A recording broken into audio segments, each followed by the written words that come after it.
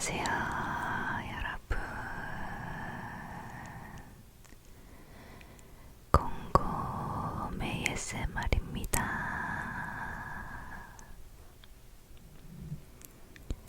잘 지내셨나요? 저는 요렇게 내일도 바꾸고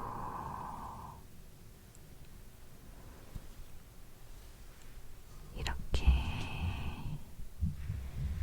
마이크도 꾸며보고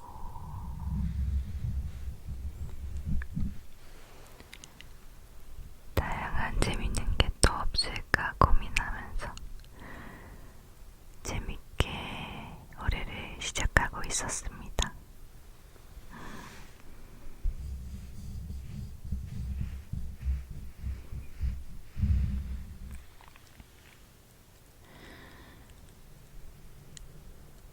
오늘은 책 읽어주는 ASMR 해보려고 해요.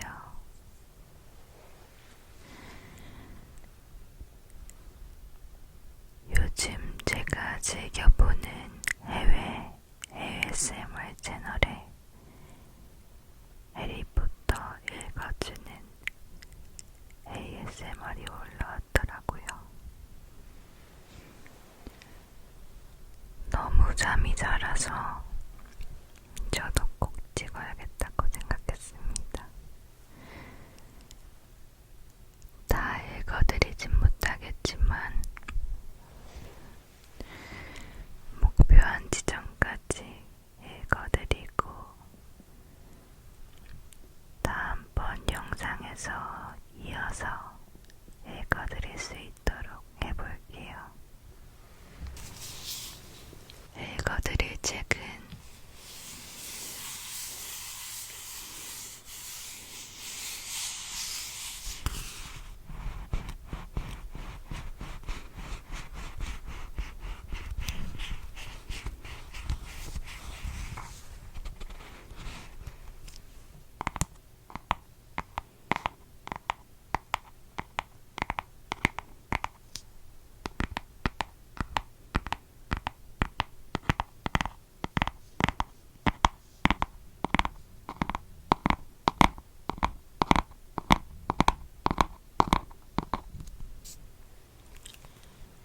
어린 왕자입니다. 어린 왕자, 어린 왕자, 어린 왕자.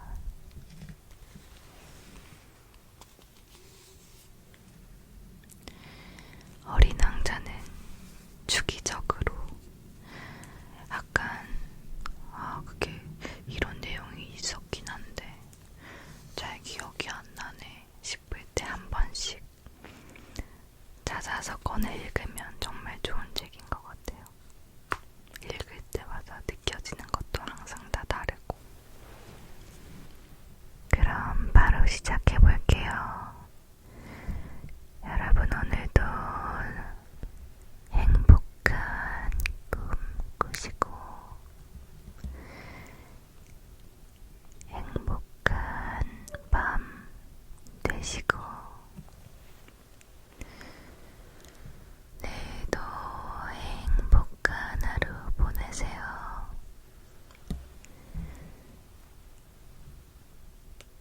안녕히 주무세요.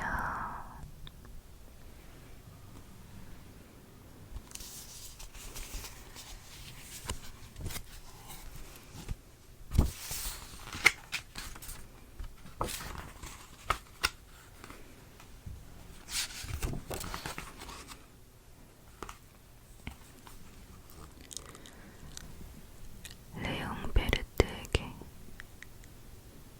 이 책을 어른에게 바치는 것에 대해 어린이들에게 용서를 빕니다. 나에게는 그럴 만한 사정이 있었습니다. 그 어른이 내가 이 세상에서 사귄 가장 멋진 친구이기 때문입니다. 다른 이유도 있습니다. 그 어른이 모든 것을 다 이해하고 어린이들을 위해 쓰여진 책까지도 이해할 것이기 때문입니다. 번째 이유로는 그가 지금 프랑스에 살고 있는데 그곳에서 굶주리며 추위에 떨고 있기 때문입니다. 그는 정말 위로받아야 할 처지에 놓여 있습니다. 이런 이유로도 부족하다면 나는 이 책을 어린 시절을 그에게 바치고 싶습니다. 어른들도 처음에는 모두 어린아이였습니다. 하지만 그것을 기억하는 어른은 그리 많지 않습니다. 그래서 나는 헌사를 이렇게 고쳐 쓰고 싶습니다. 어린 소년이었을 때 레옹 베르트에게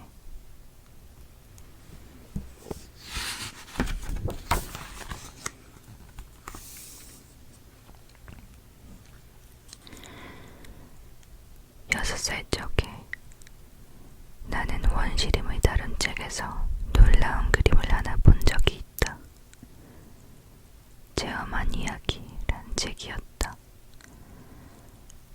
맹수를 칭칭 감아 집어삼키고 있는 모아뱀의 그림이었다. 그 그림을 그대로 그리면 위와 같다.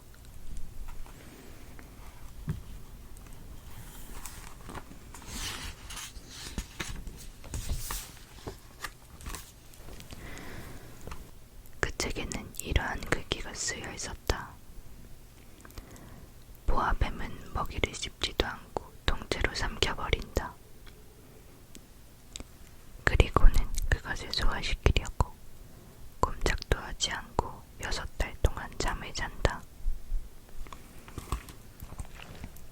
그래서 나는 밀림 속에서의 여러 가지 모험에 대해 한참 동안이나 상상의 날개를 펼친 후 색연필로 내 생애 첫 번째 그림을 그려보았다.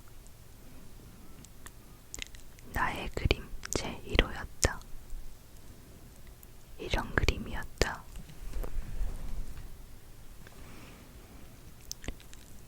나는 어른들에게 내가 그린 걸작을 보여주면서 무섭지 않냐고 물었다. 어른들은 모자가 뭐가 무섭다는 거니? 라고 되물었다. 내가 그린 것은 모자가 아니었다.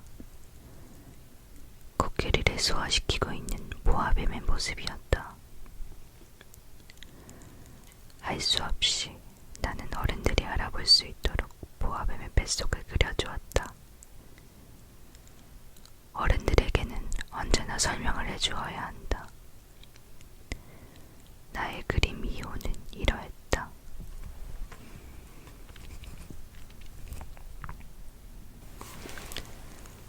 그러자 어른들은 나에게 속이 보이거나 보이지 않는 모아뱀 따위의 그림은 집어치우고 차라리 지리와 역사, 산수와 문법을 공부하는 게 좋을 거라고 충고했다.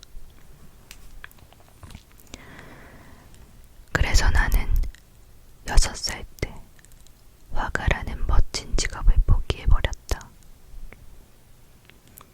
내 그림제 1호와 제2호가 성공을 거두지 못한 데 실망이 컸던 것이다. 어른들은 혼자서는 아무것도 이해하지 못한다. 언제나 설명을 해주어야 하니 어린아이에게는 몹시 힘든 노릇이다.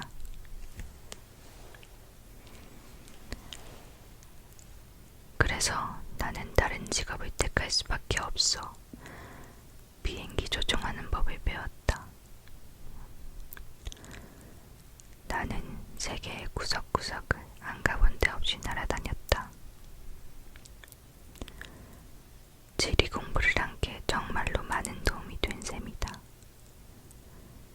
나는 한눈에 중국과 애리조나를 구별할 수 있었다. 이런 지식은 한밤중에 방향을 잃었을 때 아주 유용하다. 그리고 나는 일생 동안 성실하고 점잖은 사람들과 수많은 교제를 해왔다. 어른들과 어울려 오랜 시간을 함께했던 것이다. 나는 아주 가까이서 그들을 볼 수 있었다. 그러나 그들에 대한 내 생각은 크게 달라지지 않았다. 조금이라도 똑똑해 보이는 사람을 만나면 나는 늘 간직하고 다니던 어린 시절의 나의 그림 제1호를 보여주며 그 사람을 시험해보곤 했다. 그 사람이 정말로 뭔가 이해할 줄 아는 사람인지 알고 싶었던 것이다. 그러나 그런 사람도 언제나 모자르군 하고 대답했다. 그러면 나는 그에게 모아뱀, 원시림, 별 등에 대해 말을 꺼내지 않았다. 그런 사람이 이해할 수 있는 이야기를 했다. 브리지와 골프, 정치와 넥타이 등을 화제로 삼았다. 그러면 그들은 매우 착실한 젊은이를 알게 됐다며 몹시 기뻐했다.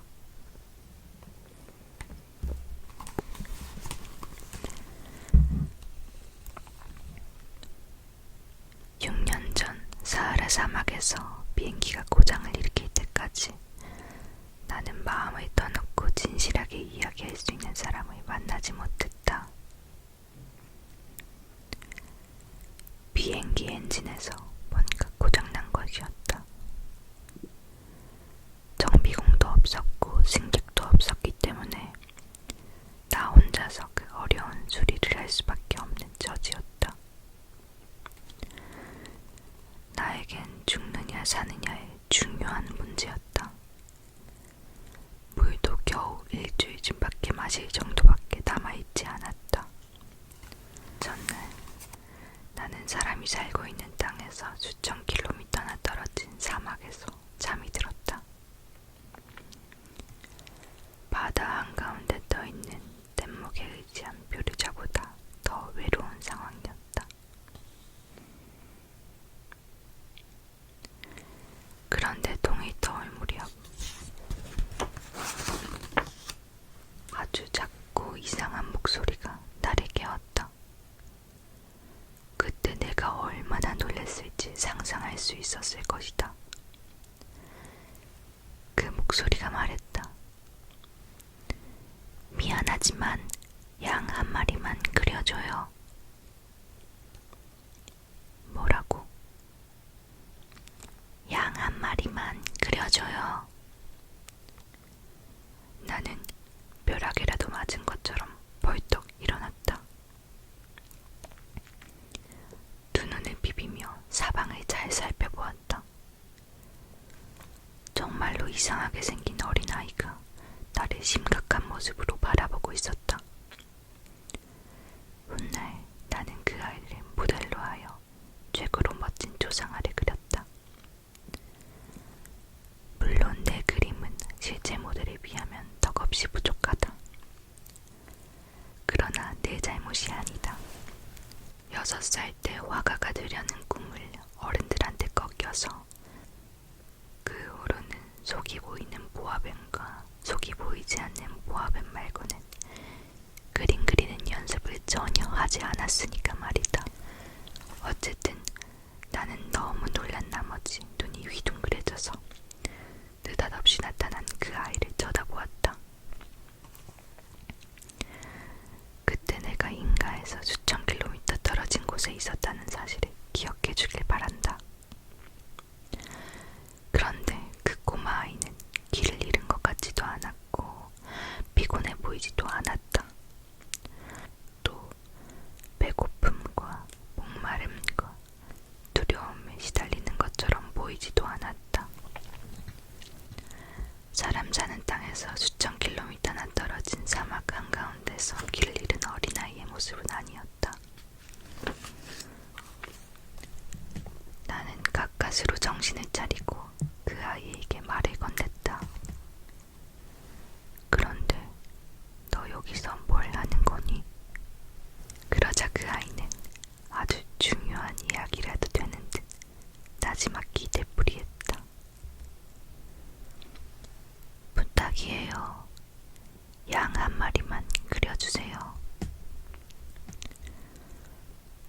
신비스러운 일을 당하게 되면 누구든 거기에 순순히 따르게 마련이다. 사람이 사는 땅에서 수천 킬로미터나 떨어진 곳에서 죽음의 위험을 맞고 있던 내게는 참으로 황당한 일이 아닐 수 없었다. 나는 주머니에서 종이 한 장과 만년필을 꺼냈다. 그러나 그동안 내가 지리와 역사, 산수와 문법을 주로 공부했다는 생각이 떠올라 약간은 언짢은 목소리로 아이에게 나는 그림을 그릴 줄 모른다고 퉁명스레 말했다. 아이가 답했다. 괜찮아요. 양을 한 마리만 그려줘요. 나는 일찍이 양이라고는 한 번도 그려본 적이 없었다. 그래서 그 아이에게 내가 그릴 수 있는 단 2가지 그림 중에 하나를 그려주었다. 속이 보이지 않는 보아뱀의 그림이었다. 나는 그 아이의 반응에 놀라지 않을 수 없었다. 아니, 보아뱀 뱃속의 코끼리는 싫어요. 보아뱀은 아주 위험해요. 그리고 코끼리는 너무 거추장스러워서 싫어요. 내가 사는 곳은 아주 좁거든요. 나에겐 양이 필요해요. 양 한 마리만 그려줘요. 그래서 나는 양을 그려 보였다. 아이는 내 그림을 늘어지게 쳐다보더니 말했다. 안 돼요. 이 양은 벌써 병이 들었어요. 다시 그려줘요. 나는 다시 양을 그렸다. 내 어린 친구는 너그럽게 방긋이 미소를 지으면서 말했다. 아저씨, 이건 양이 아니고 염소예요. 뿔이 있잖아요. 그래서 나는 또다시 그렸다. 그러나 이번 그림도 아이의 마음에 들지 않았다. 이건 너무 늙었어요. 난 오래 살 수 있는 양을 가지고 싶어요. 나는 서둘러 엔진 분해를 시작해야 했기 때문에 초조한 마음에 옆에 그림을 아무렇게나 끼적여 놓고는 한마디 툭 던졌다. 이건 상자야. 내가 원하는 양은 이 안에 있단다. 그러자 놀랍게도 내 어린 심판관의 얼굴이 환하게 밝아졌다.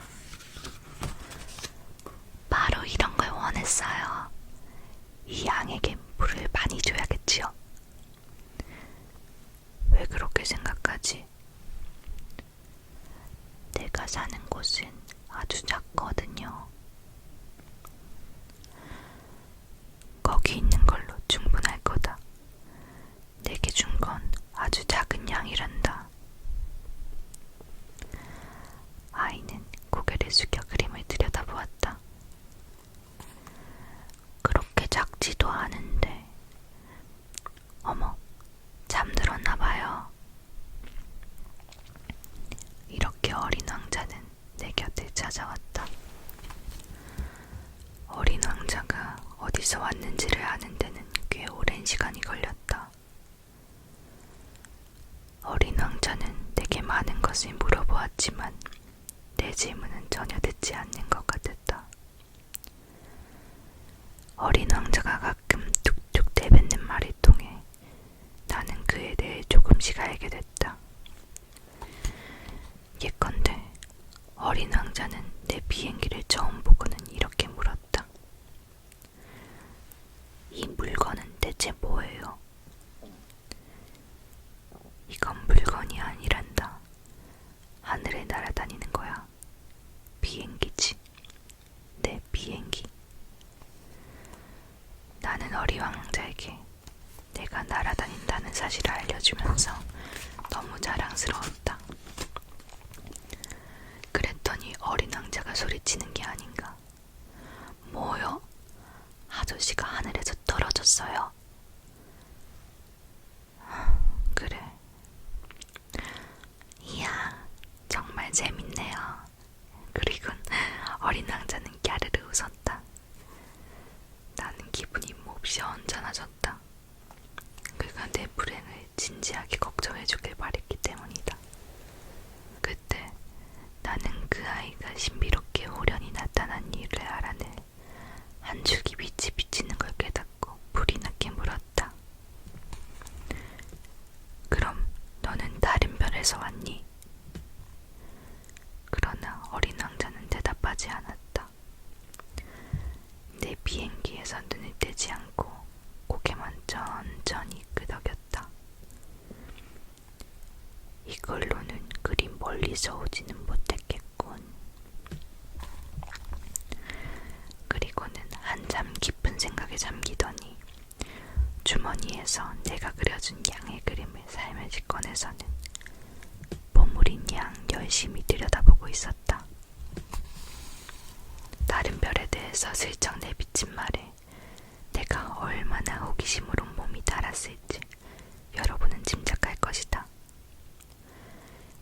그래서 나는 좀 더 자세히 알아보려 애썼다. 얘야, 너는 어디서 왔지? 내 집은 어디에 있지? 내가 그려준 양을 어디로 데려갈 거니? 아이는 한참을 말없이 생각한 후에 대답했다. 아저씨가 준 상자가 밤에는 양의 집으로 쓰일 테니 정말 잘 됐어요. 물론이란다. 그리고 내가 착하게 있으면 낮에 양을 묶어 놓을 수 있는 고삐도 만들어줄게. 말뚝도 주고. 나의 제안에 어린 왕자는 몹시 놀란 듯 했다. 양을 묶어 놓는다고요? 정말 이상한 생각이네요. 그렇지만 묶어 놓지 않으면 아무데나 가서 길을 잃어버릴 수도 있어. 그러자 내 어린 친구는 다시 웃음을 터뜨렸다. 아니, 가긴 어디로 간단 말이에요. 어디든지 곧장 앞으로. 그러자 어린 왕자는 진지한 표정으로 말했다.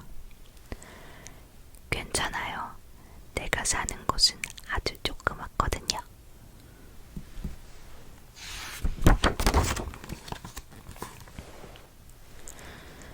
그리고는 약간 기분이 울적해졌는지 이렇게 덧붙였다. 앞으로 곧장 가더라도 그다지 멀리 가지는 못해요.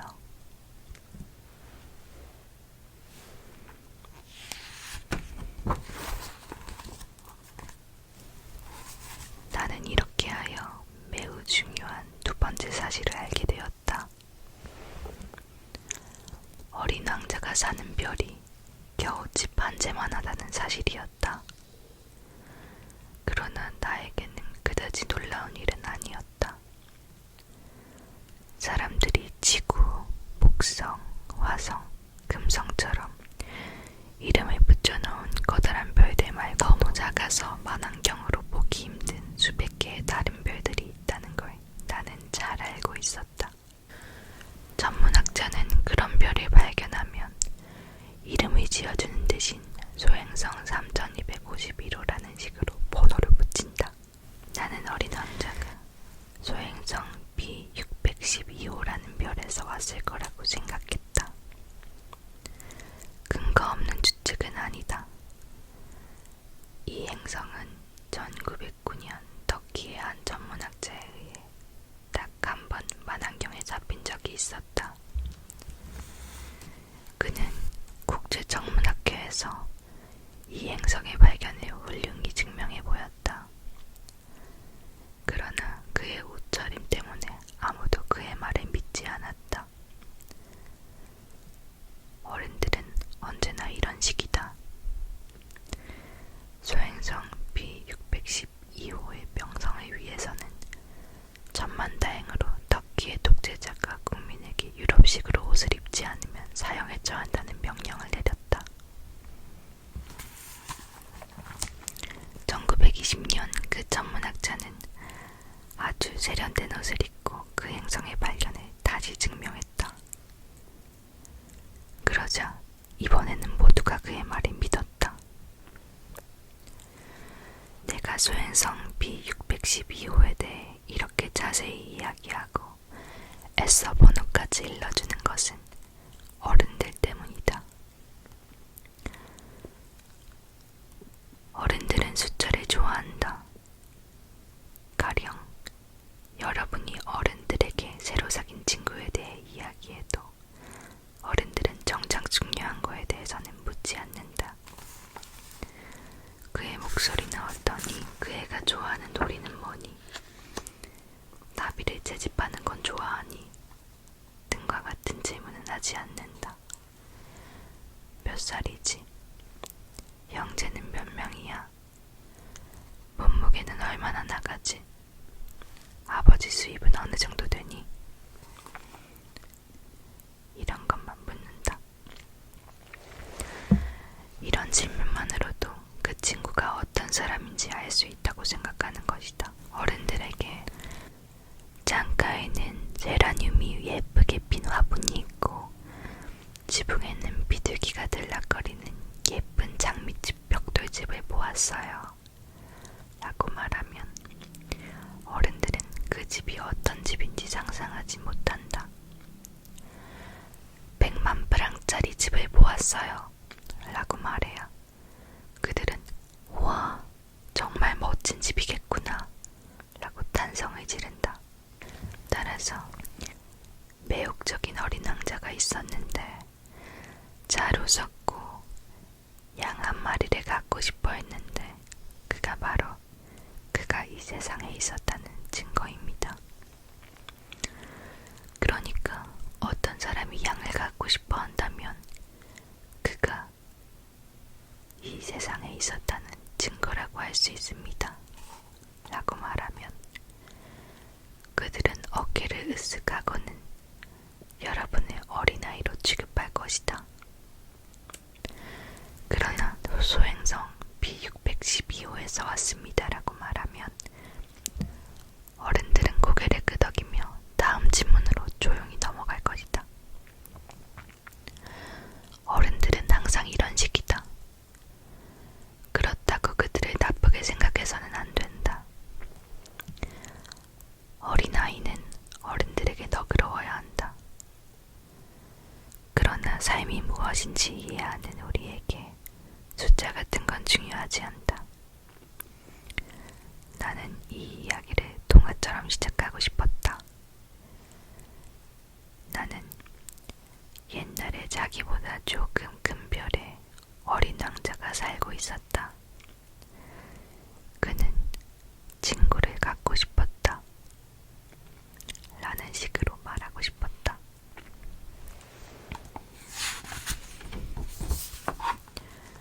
그래야 삶이 무엇인지 이해하는 사람들에게는 훨씬 더 진실에 가깝게 전해질 수 있을 테니까. 나는 이 책이 가볍게 읽히는 것을 바라지 않기 때문이다. 이 추억을 이야기할 때마다 깊은 슬픔이 밀려온다. 벌써 6년 전에 내 어린 친구는 그의 양과 함께 떠나가 버렸다. 내가 여기에서 그의 모습을 다시 그려보려고 애쓰는 이유는 영원히 그를 잊지 않기 위한 것이다. 친구를 잊는다는 것은 더없이 슬픈 일이다. 누구에게나 과거에 친구가 있었던 것은 아니다.